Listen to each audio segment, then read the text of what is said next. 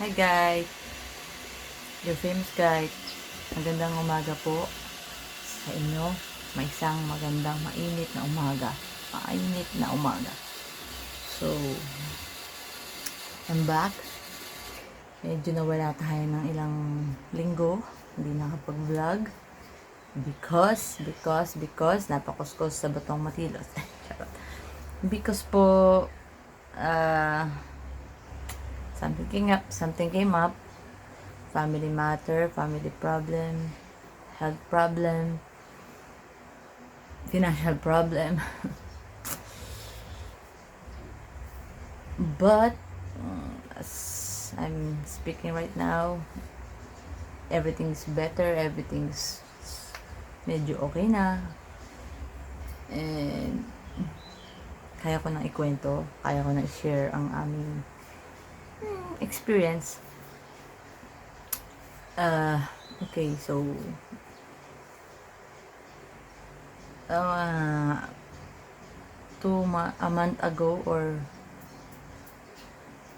April, second week of April, meron na akong vlog for posting sana. Ini-edit ko na siya actually. Hindi siya natuloy kasi naging abala ang aking utak, ang aking puso, ang aking katawan sa pag-aayos ng mga bagay-bagay. So, yun nga po. Sad to say, hindi ko ako makapaniwala. Nagka-COVID nga po kami dito sa bahay. So, ako nagka-COVID, yung positive, pero ayun. So, ikwento ko lang.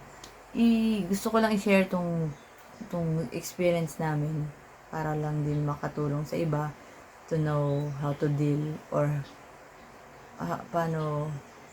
what to do if suddenly may magramdamang ganito, if diba? Maybe marami na rin naman dyan may alam kung ano yun kasi marami na rin nagka-COVID, definitely. So, share ko lang. Super shocking, super unexpected because sa pagkakaalam ko or as far as we are concerned, as far as we are trying our best to protect ourselves at saka lumabas ng bihirang-bihira lang. Usually lalabas lang ako or saka yung pinsan ko nakasama namin dito sa bahay is for essentials lang talaga kasi syempre we need food, my parents need medicines, and gala, bihira akong gumala. Usually, dito lang, sa tabing dagat, manonood lang ako ng sunset, or magbabike ng papawis ng konti. Yun lang.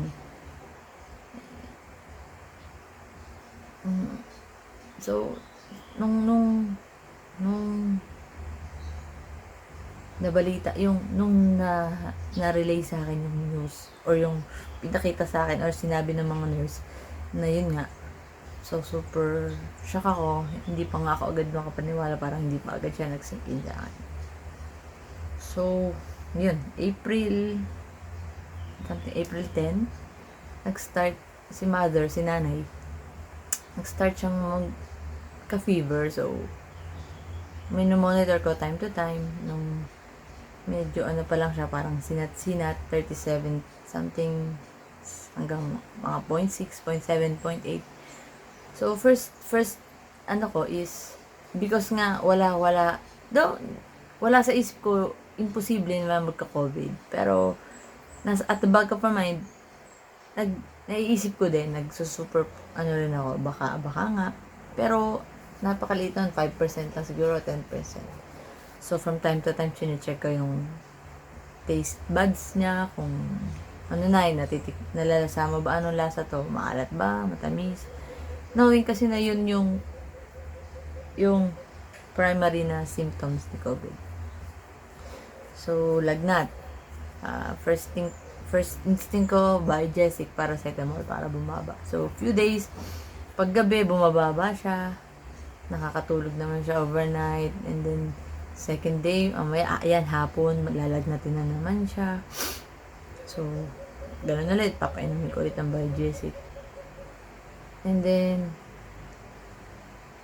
third day yata, fourth day, ganun pa din. Tuwing hapon, nilalagnat siya. So, despite nasa isip ko yung possibility na hindi possible na COVID siya, ang nagpasok talaga sa isip ko is baka may infection si nanay kasi meron talaga siyang previous history ng UTI, urinary tract infection.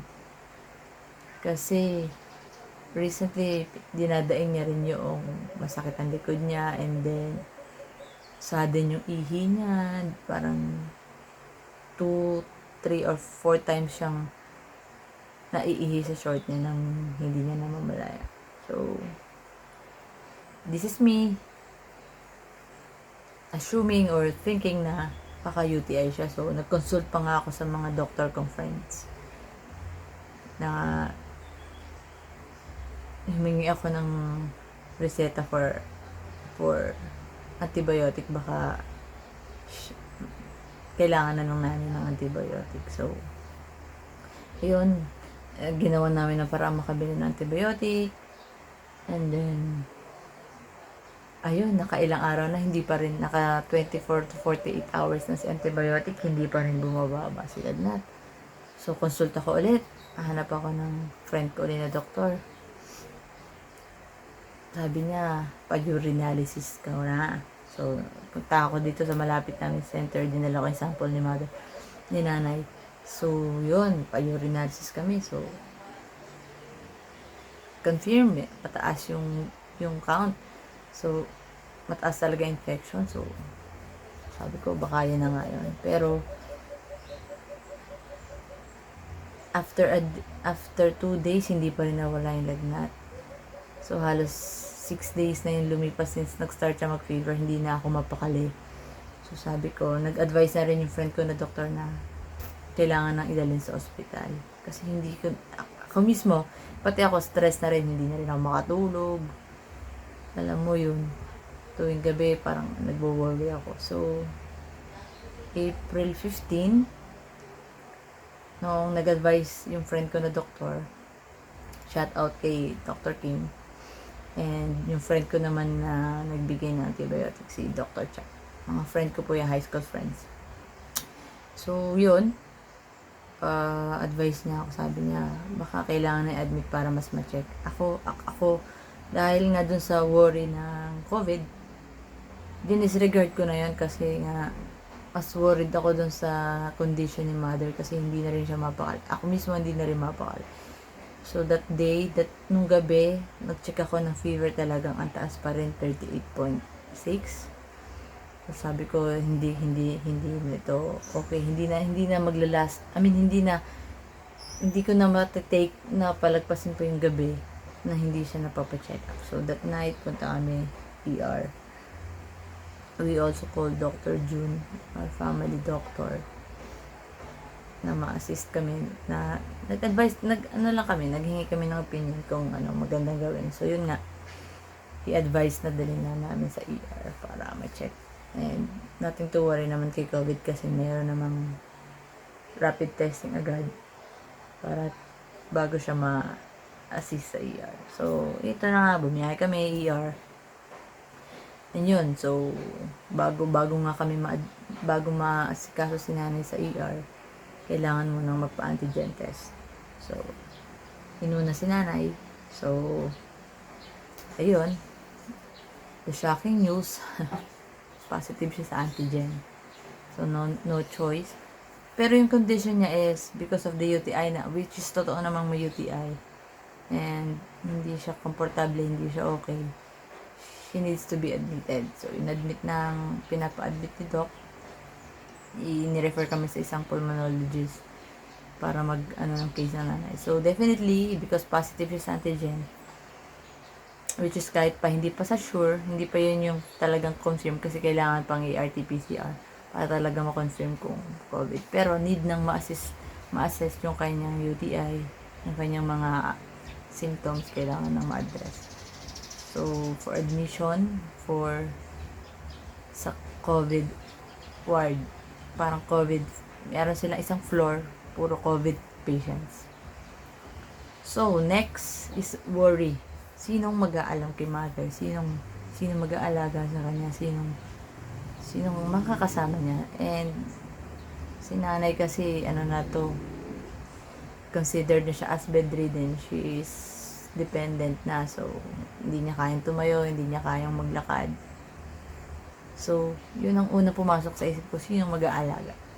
So, next is kailangan ng kasama. So, ako for antigen na rin. So, after a few minutes na makuha ng sinanay, ako naman ang sinwab for antigen. And to my shock, na-shock ulit ako, positive din ako. So, actually, hindi ko na siya naisip. For myself, na positive ako. Ang naisip ko is sinanay. Paano siya. So, kahit na sinasabi ng mga doktor na may mag-aalam naman kay mother kung mag-iwan siya mag-isa. Because ako nga asymptomatic ako No symptoms. Meron lang akong sore throat. Meron lang akong konting sipon. And, yun. Pero wala namang others. Hindi man ako nilalagnat. Di rin ako inuubo. Though yung lagnat na, yung sore throat na yun, at siguro 3 days prior to mapunta kami sa ER, naramdaman ko na siya. Hindi ko pinansin kasi feeling ko stress lang ako kasi ilang gabi rin ako hindi makatulog because nagwo-worry ako kay mother. So, yun. So, yun na nga, positive na ako. So, sino magbabantay? Walang dalawang isip, sabi ko. Ako na. I need to be there for my mother, for my nanay. So, may pinasign lang na waiver si hospital na ang protocol ni hospital is kahit talagang solo, walang kasama. And sarili kong desisyon na samahan siya sa work, doon sa room niya para ma-assess na yung or ma-cure yung kanyang mga nararamdaman. Nung gabi, nung ma-admit din kami mga 1:30 na yun ng madaling araw, na-admit kami. Kinuha na kagad ng swab si mother, si nanay, para sa RT-PCR test para ma-confirm if talagang positive siya sa COVID. So, yun. After 2 days, lumabas yung result and confirmed positive. And so, dun pa lang nag-sink in sa akin lahat. So, nung gabing yun talagang sumipa at talagang umatake yung anxiety ko. Hindi ako makatulog. Though, nung first 2 nights namin, hindi na rin talaga ako makatulog kasi balisa din si mother. Hindi siya makatulog din.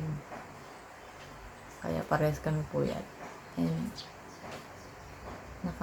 natakot din ako at some point kasi nga positive din ako. So, I need to protect din my health. Need ko ding magpalakas. So, thankful naman ako at hindi naman ako nawalan ng ganang kumain. And yung sa hospital naman may proper supply naman sila. Maayos yung dinideliver na food para sa akin and para sa nanay.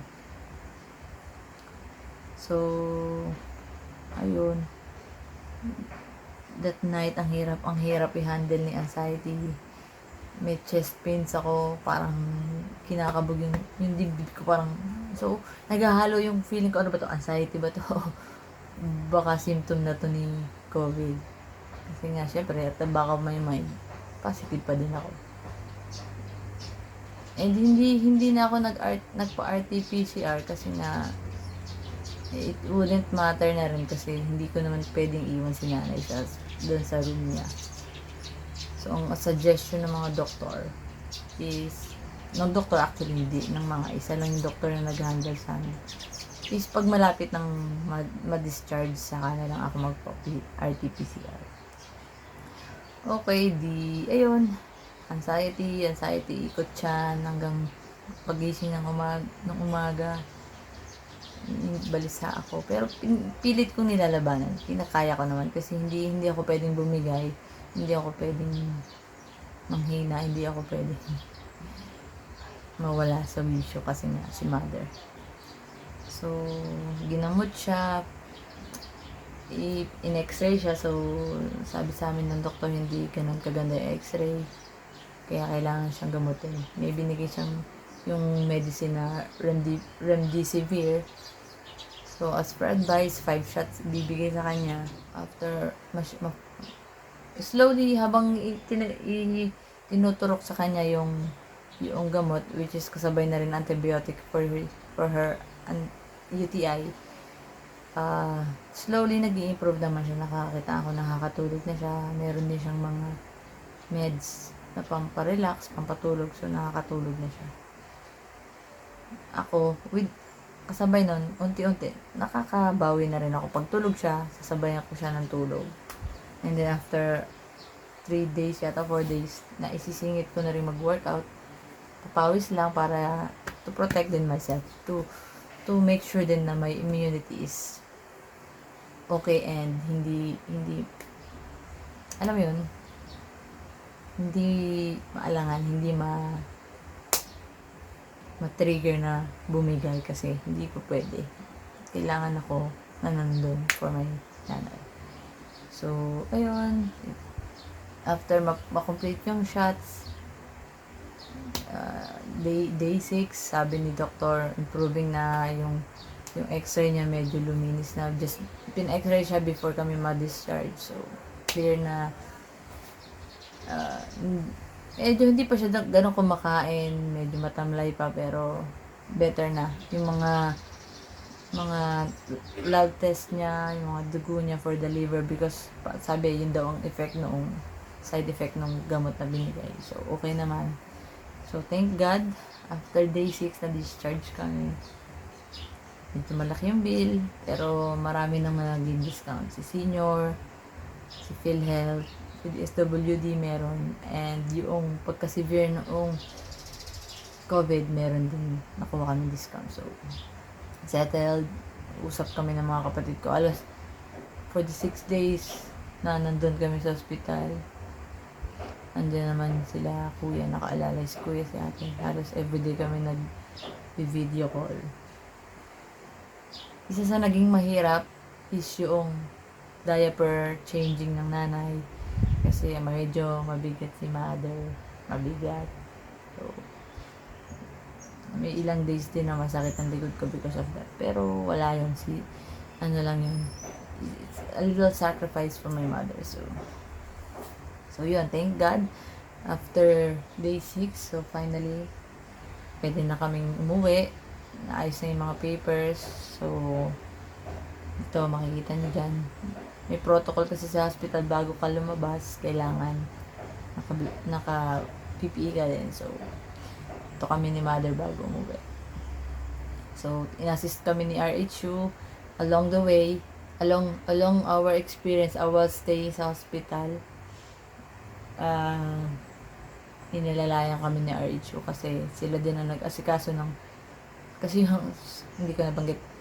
So, after naming mag-positive ni nanay noong nasa ER, kasi si tatay tsaka yung kasama ko sa bahay, si pinsan ko ang naghatid sa amin. So, nagpa-antigen na rin sila. So, negative sila. So, they got to go home.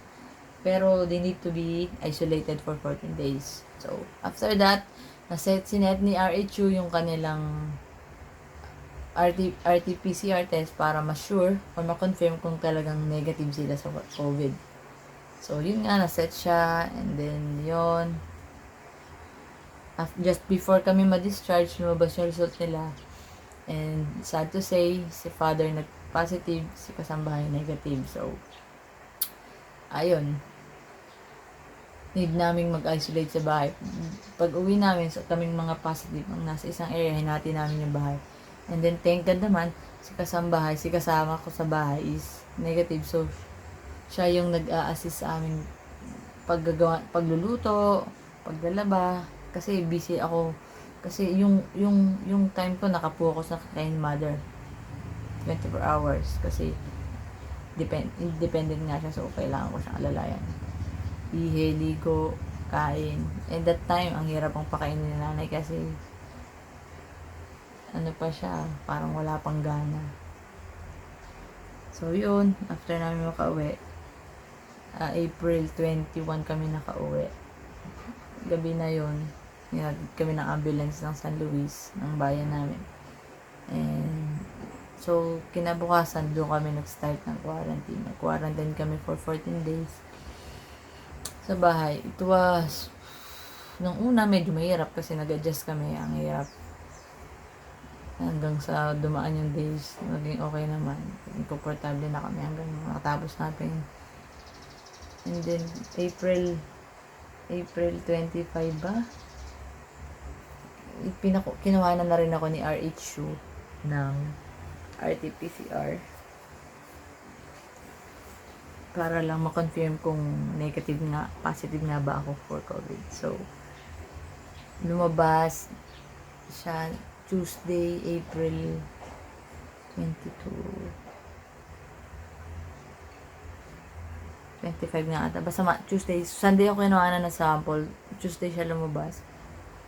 And thank God, negative na siya. So, negative ako. Pero hindi pa rin ako, hindi ko pa rin pwedeng iwan si nanay at si tatay. So, hindi pa rin kami sa area. Nagsusuper protection na lang ako. Naka-mask, naka-face shield pag inaalam ko si nanay. So, hanggang sa natapos nga namin, ayun, improving naman na better na sila. Si tatay, asymptomatic siya, hindi naman nag-trigger yung symptoms na end. Along the way, na rin siya, nag-meds, vitamins, nagpapaaraw, nagpapawis ng konti para may, yung katawan, may lakas. So, yun. So, as of now, mga 2 weeks na kaming, more than 2 weeks na kaming, magto 2 weeks na kaming tapos sa quarantine, and everything's starting to go back to normal naman. Si nanay medyo lumalakas ng kumain, nakapagpa-check up na nga rin kami ulit kay Dr. Aureliano. So yun, tuloy-tuloy lang yung improvement. Ayun, malakas na siya ulit, balik na sa dati, makulit na ulit.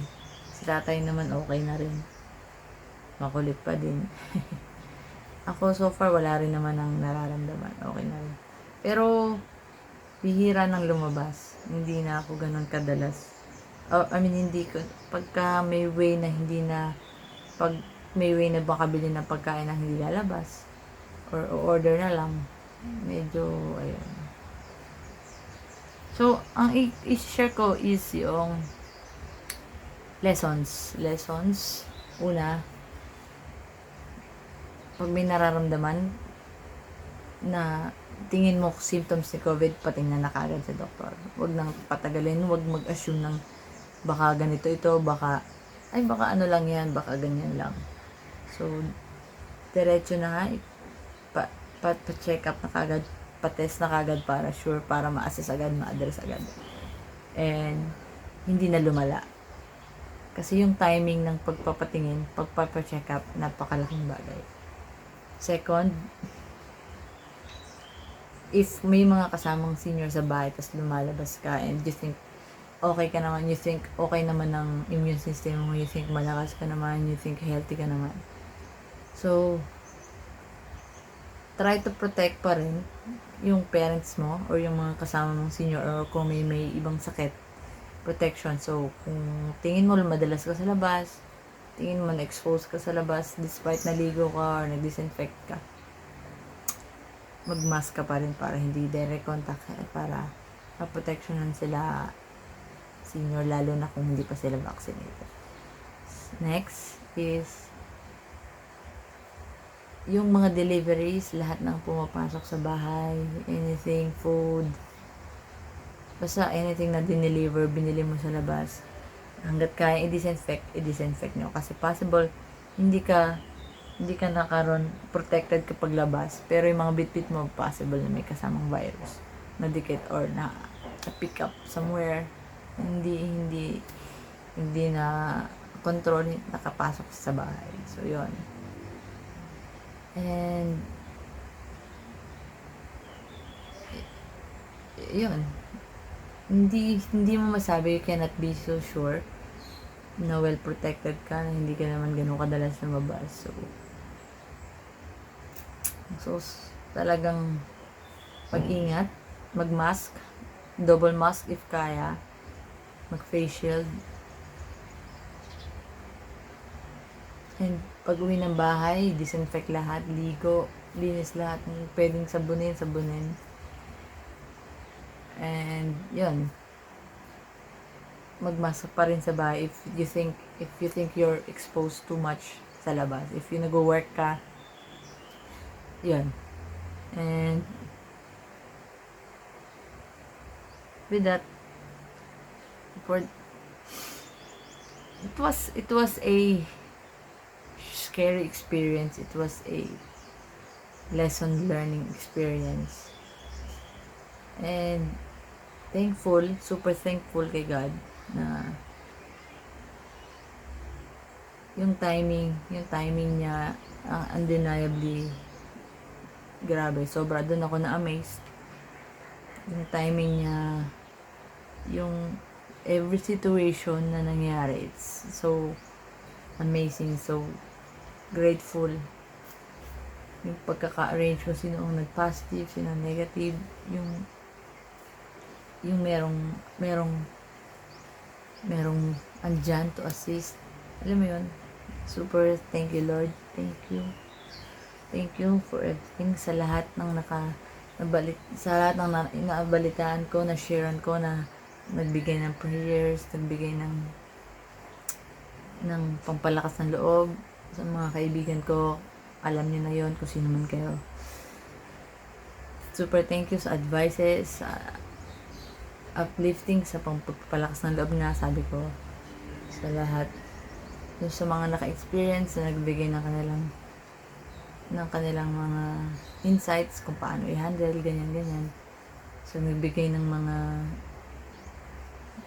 mga messages, thank you. Sa mga doktor na hiningan ko ng consultation na emergency, biglaan, Doc Cha, kay Doc Kim, kay Dr. June, thank you. Kung hindi dahil sa inyo, baka iba ang naging diskarte ko, baka things could have worsened, things could have been different. Kaya thank you. Sa mga kapatid ko, kay ate, kay kuya, thank you. Hindi nyo naman ako nilubayan since nilagnat si nanay. And kay Jopay, salamat. Sobrang laking tulong mo, and hindi ko alam kung paano ko na-survive yung 14-day quarantine, and even yung nandun kami sa ospital, kung mag-isa lang ako, nang hindi mo ako inaalalayan. Next, salamat sa mga nurse at mga aid na tumulong sa akin, sa amin ng nanay doon sa ospital. Sobrang saludo ako sa inyo. Believe ako sa dedication niyo sa profession niyo. Hindi siya madali kasi ako mismo, feeling ko naging nurse na rin ako nung nag-assist ako kay Nana. So it's not easy, it's not hard, it's not easy, and sobrang hirap, pero believe ako sa dedication. Next, kay BTS delivery, kay Miss Jem, kay Kuya Jerry. Sobrang hindi ko din alam kung paano ko minanage yung mga supplies na kailangan ko sa ospital, supplies na kailangan namin sa bahay, kung wala ang servisyo nyo. So thank you lahat ng kinailangan kong bilhin sa ospital, kasi hindi po ako pwedeng lumabas. Tinulungan po ako ni BTS. Sila lang lahat nag-assist, lahat ng kailangan ko bilhin, pati sa bahay. Kasi hindi wala ring makakapag-grocery sa bahay kasi naka-lockdown, naka-isolate din si tatay, si Jopay. So, BTS, thank you. Thank you din po sa RHU ng aming bayan dito sa munisipyo. So, hindi naman sila nagkulang sa pagtawag, sa pagte-text, sa pagngangamusta. And meron din mga ilang naging assistance from DSWD. May mga ayuda rin pinadala rito sa bahay during noong quarantine namin. So, thank you po. Salamat. Malaki pong bagay yung mga naging assistance niyo. Sa mga kapitbahay na tumulong, na nag-assist sa amin, na pag meron kaming gustong pabili, nakikisabay kami. Salamat po sa mga yung madalas namin nahihinga ng tulong pagka may gusto namin magpabili sa palengke. So, thank you po. Thank you. Sa lahat ng nagpadala ng pangangamusta, sa lahat ng nagpadala ng messages na kaya mo yan, malalagpasan yan, pagaling ka. Thank you po. Thank you. Malaking bagay po yun sa amin. Nalagpasan namin ang pagsubok na ito ni COVID. It's very, very unexpected, pero a lot of lessons learned, a lot of pointers learned. Yung marami ring yung bonding, yung tulungan, undeniably was really there. Doon mo nalaman kung gaano talaga ka-tight yung pagtulong, yung pag-alala, alam mo yung basta it's one experience na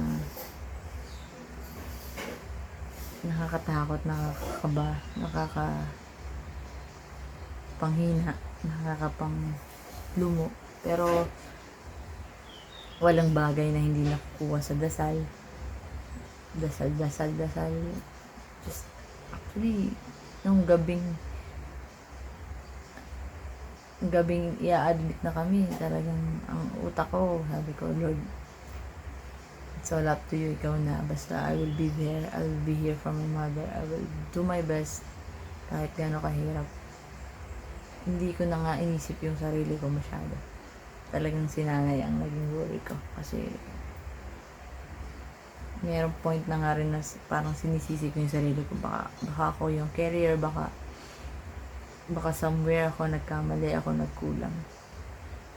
So, nalungkot ako sa part na yun kasi it could have been avoided, pero hindi ko na pinokus yung isip ko sa pag-iisip nun. Ang nag-focus na lang ako sa kung ano yung current situation, kung ano dapat i-handle, ano dapat gawin, ano dapat para malagpasan, para maging maayos ng lahat. So as of now, thankful after almost a month since that first fever na akala ko UTI lang. We're okay, we're better, we're improving. Mas cautious na kami. Meron na kaming routine dito sa bahay. Pag may lalabas, pag may deliver, meron na kami sistema. Meron kami ruta, hindi na siya, yung gamit, lahat ng deliveries hindi na dumadaan sa loob ng bahay. And as much as possible, nakamask pa rin kami pagka nandito kami sa bahay. And may distancing pa rin. And from time to time, we disinfect our mga bahay. Mga gamit-gamit dito, linis dito, punas-punas. So, yun. So, that's it, guys. That's our COVID experience. It was an experience na talagang it will scare you, pero it gave me a lot of learnings and lesson, and the faith. Syempre, the faith was always the best, and God is always perfect. I mean, I wish I could share how amazing, paano ko na-realize yung timing ni Lord, yung yung from point to point, kung paano niya pinlano. Amazing. And yun guys, so I'm proud to say my nanay is a COVID survivor. She was actually, because may condition nga siya ng dementia, so I don't know kung naalala pa niya or tandaan pa niya lahat or aware siya sa mga nangyayari sa kanya nung nasa ospital siya. Pero, I could say she is strong. Andyan lang siya. Kahit ang daming turok. O, dok, papasok ang nurse, ituturokan siya, papasok si ano. Sumisigaw siya for pain, pero andun siya, lumaban siya. Parang, gulat na lang ako, uuwi na kami, parang tinay ko lang each day, isang araw, and then, look, we're here, okay na kami, we're better, may natutunan, and, yun. So guys, yun ang storya ng aking COVID. So thank you for listening. Thank you for, I hope may maitulong ako. Meron akong hope sa mga, or sa mga sino man yung mga ongoing na may COVID ngayon. Kaya niyo yan. Laban lang. Just believe in God. Pray. And magtulungan kayo family. Walang iwanan. And malalagpasan po. Ano man yan. Okay? So, guys, thank you for listening ulit. So, after this one, tuloy-tuloy na tayo sa mga vlogs. So, good vibes pa rin, despite sa nangyari, good vibes. So, tuloy ko pa rin magpadala ng mga good vibes. Try ko. From time to time, sisingit ko for mag-vlog. Okay? Guys, for more vlogs, sorry. Please do like and subscribe to my channel para updated kayo sa mga i-click niyo yung notification bell para notified kayo sa mga susunod kong vlog. Okay? So, bye-bye. Thank you sa pakikinig sa aking malit na kwento tungkol sa aming pamilya. Thank you. Bye-bye.